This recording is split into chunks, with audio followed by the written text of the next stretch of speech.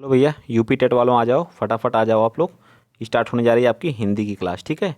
UP TET वाले जो आप लोगों की 5 बजे क्लास पर डे चलती है, 5 बजे हिंदी की क्लास। तो आप लोग आ जाइए। आप लोग 76वें नंबर क्वेश्चन से हम लोग क्या करेंगे, स्टार्ट करेंगे, ठीक है। फटाफट एकदम। विश्लेषण शब्द का विलोम, चलिए बता दीजिए आप लोग, विश्लेषण शब्द का विलोम क्या होता है। विश्लेषण, ठीक है। विश्लेषण करना मतलब अलग अलग करना, ठीक है, पूरी तरह से। तो इसका क्या हो जाता है, संश्लेषण हो जाता है। क्या हो जाता है, विश्लेषण का अपोजिट क्या होता है, संश्लेषण। एक जगह करना, इकट्ठा करना, ठीक है, इकट्ठा करना, ठीक है। विभाजित करना का मतलब अलग करना, विभाजित करने का मतलब क्या होता है, विभाजित करना। तो विभाजित करने का मतलब तो बांधना, इकट्ठा करना, ठीक है, इसका विलोम हो जाएगा। चलिए नेक्स्ट चलते हैं। अगला क्वेश्चन आप बताएंगे, क्वेश्चन नंबर कौन सा, क्वेश्चन नंबर आप बता दीजिए 40, कौन सा बताइए, 40 कौन से क्रम का बताएंगे, 47 बताइए। लेखक और उसकी कृति के युग्म में कौन सा युग्म गलत है, बताइए बताइए कौन सा। आर्यों का आदि देश कौन सा है, डॉक्टर संपूर्णानंद का है। बोलगा से गंगा राहुल संस्कृतायन का है। सूरज का सातवां घोड़ा धर्मवीर भारती का है। किसका है बताइए, दिग्दर्शन किसके, रामचंद्र शुक्ल के नहीं है, ठीक है। तो यही हमारा क्या जाएगा, पूछा कौन सा गलत है, तो यही हमारा। बाकी सूरज का सातवां घोड़ा धर्मवीर भारती का है।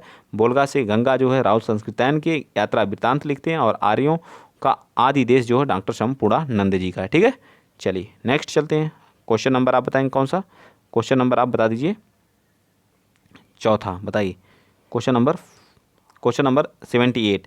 4 गज मलमल में कौन सा विशेषण है। 4 गज, गज की बात कर रहा है, तो इसमें ना तो संख्यावाची है, ना ही 4 गज, ना ही गुणवाचक है, ना ही सार्वनामिक है। तो क्या है, परिमाण बोधक है। क्या है, परिमाण बोधक है। तो विशेषण के कितने भेद होते हैं, ये भी बता दीजिए आप यहीं पे। विशेषण के कितने भेद होते हैं, तो 4 होते हैं। कौन कौन से, ये सामने आपके लिखे हैं। एक संख्यावाची होता है, गुणवाचक होता है, परिमाण बोधक होता है और सार्वनामिक होता है। 4 होते हैं, ठीक है। विशेषण के कितने भेद हैं, 4 भेद होते हैं, ठीक। नेक्स्ट चलते हैं, आगे बताएंगे। क्वेश्चन नंबर कौन सा, क्वेश्चन नंबर आप लोगों के सामने है कौन सा, क्वेश्चन नंबर 79। सुर सागर किस भाषा की रचना है।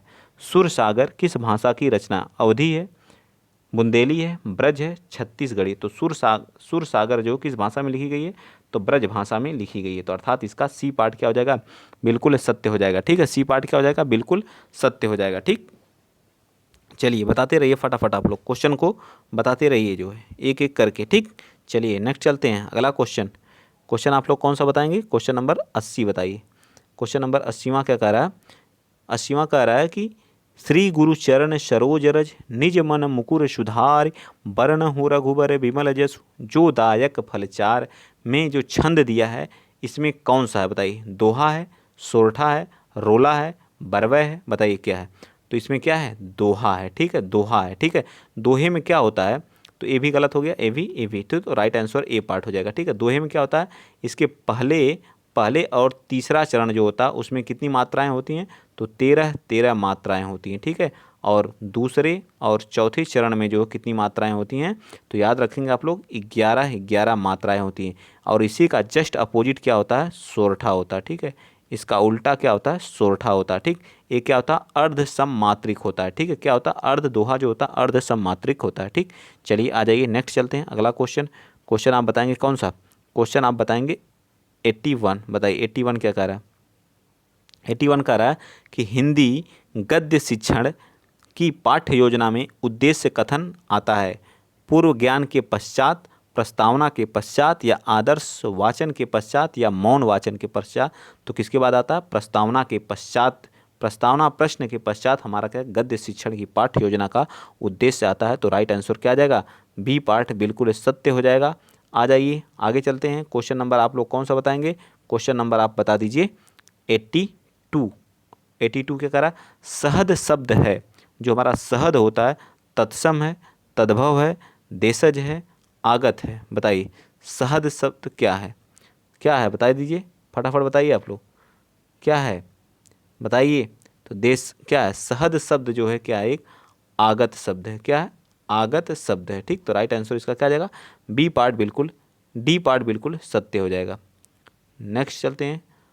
क्या करा, अश्व का पर्यायवाची क्या हो जाएगा, घोड़े का पर्यायवाची क्या होता है, बताइए। अश्व का पर्यायवाची शब्द क्या है, घोटक क्या नहीं है, नहीं पूछा है, ठीक है, नहीं। तो घोड़ा तो होता ही है, घोटक भी होता है, है भी होता है, तुरंग भी होता है, वाजी भी होता है, लेकिन क्या होता है, कटक नहीं होता। ठीक है, तो राइट आंसर क्या आ जाएगा हमारा, सी पार्ट बिल्कुल सत्य हो जाएगा। बाकी हमारे सारे ऑप्शन क्या हो जाएंगे, गलत हो जाएंगे, क्योंकि हमसे निगेटिव पूछा है, तो सी पार्ट क्या होगा, सत्य होगा। चलिए आते हैं नेक्स्ट क्वेश्चन, क्वेश्चन नंबर 84 बता दीजिए। 84 क्या कह रहा है, बताइए। 84 कह रहा है कि चौपाई छंद के प्रत्येक चरण में कितनी मात्राएं होती हैं। तो चौपाई में क्या होते हैं, 4 चरण होते हैं, 4 चरण होते हैं। ठीक है, 4 चरण होते हैं, और प्रत्येक चरण में कितनी होती हैं, 16 मात्राएं होती हैं। तो इस तरह से राइट आंसर क्या आ जाएगा, बी पार्ट क्या हो जाएगा, बिल्कुल सत्य हो जाएगा। ठीक, सत्य हो जाएगा ना।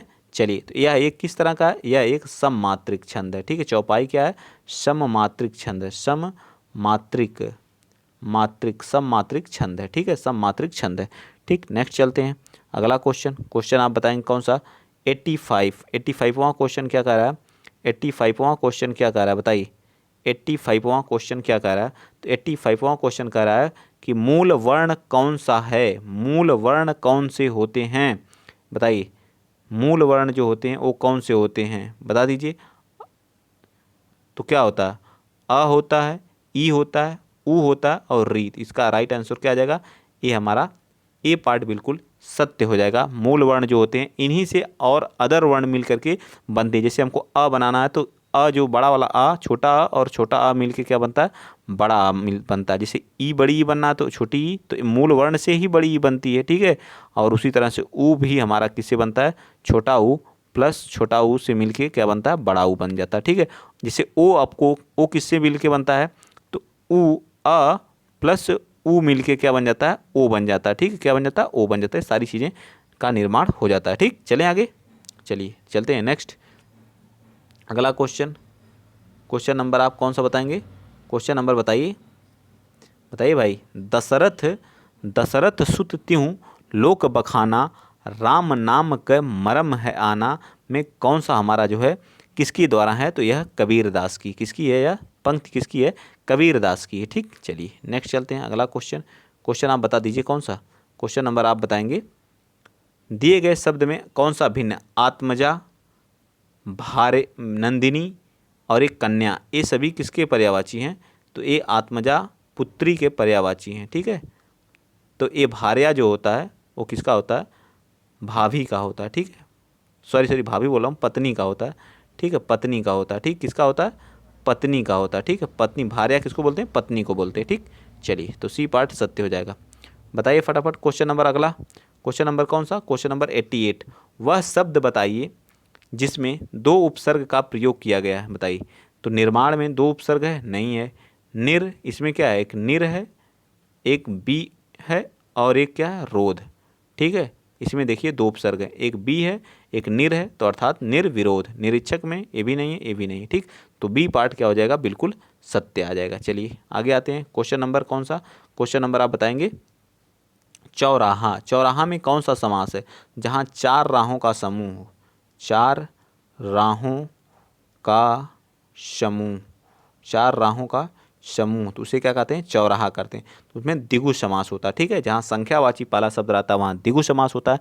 कर्मधार में विशेष और विशेषण की बात की जाती है। द्वंद्व समास में क्या होता है, द्वंद्व समास में जो होता है दोनों पद क्या होते हैं, इसमें दोनों पद क्या होते हैं, दोनों पद क्या होते हैं, प्रधान होते हैं। ठीक, क्या होते हैं, दोनों पद क्या होते हैं, प्रधान में होते हैं। और अव्ययी भाव में क्या, पहला पद क्या होता है, पहला पद इसमें क्या होता है, पहला पद जो होता है वो क्या होता है, अव्यय होता है। ठीक, क्या होता है, अव्यय होता है। ठीक, तो राइट आंसर हमारा क्या आ जाएगा, सी पार्ट बिल्कुल सत्य हो जाएगा। ठीक, चलें आगे, चलिए बिल्कुल, चलिए आगे चलते हैं। नेक्स्ट क्वेश्चन नंबर आप बताएंगे कौन सा, 90। क्वेश्चन नंबर 90वां क्या करा, इन शब्दों में से कौन सा शब्द हिंदी शब्दकोश में सबसे अंत में आएगा, बताइए।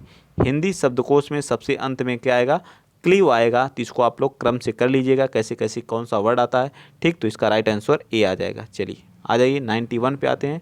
91वां क्या कह रहा है कि एक बार कहीं बात को दोहराते रहना वाक्यांश के लिए एक शब्द क्या है, पिष्ट पेषण कहलाता है। क्या कहलाता है, पिष्ट पेषण कहलाता है। ठीक है, एक बार कहीं बात को दोहराते रहना क्या कहलाता है, पिष्ट पेषण कहलाता है। ठीक, नेक्स्ट क्वेश्चन नंबर कौन सा, क्वेश्चन नंबर 92 बताइए।